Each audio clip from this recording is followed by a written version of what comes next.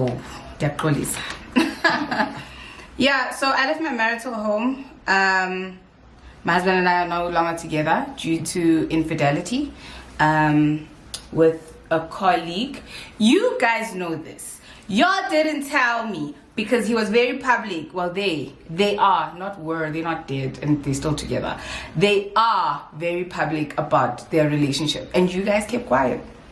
You guys saw them go everywhere together while I'm here saying, oh, my husband is at work, my husband is at work. And y'all kept quiet.